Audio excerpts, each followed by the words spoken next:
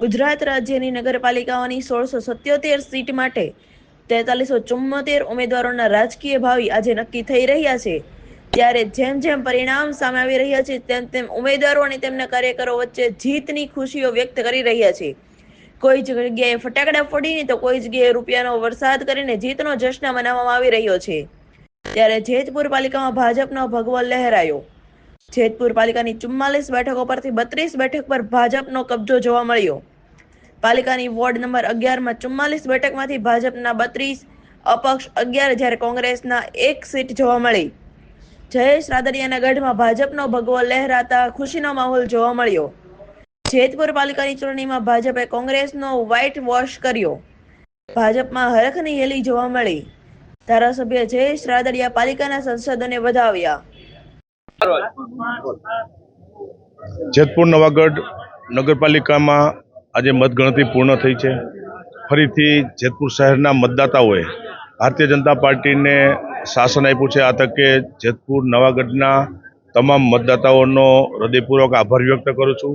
જે પ્રમાણે પરિણામો આવ્યા, કોંગ્રેસને માત્ર 1 બેઠક, આમ આદમી પાર્ટીનું ખાતું ખુલ્યું નથી અને જે પ્રમાણે જેતપુર શહેરે ભારતીય જનતા પાર્ટીનો હંમેશા અમારો ગઢ રહ્યો છે।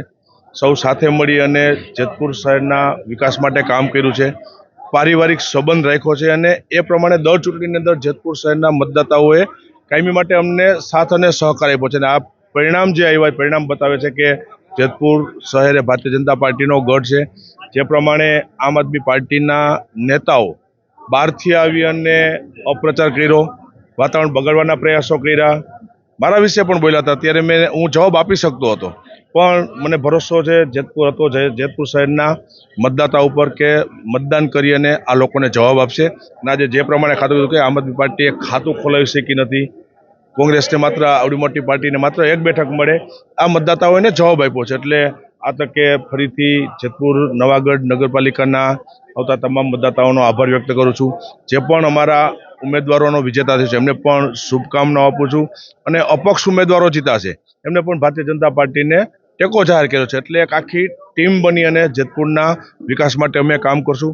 સાથે સાથે જેતપુર તાલુકાની પીઠડિયા તાલુકા પંચાયત એમની પણ આજે એક પેટા ચૂંટણી હતી, એમાં પણ ભારતીય જનતા પાર્ટીનો ભવ્ય વિજય થયો છે। એમને પણ હૃદયપૂર્વકની શુભેચ્છા આપું છું અને એક ટીમ ભાજપ બની અને જેતપુરના ભવિષ્ય માટે આવનારા દિવસોમાં અમે સાથે મળીને કામ કરશું।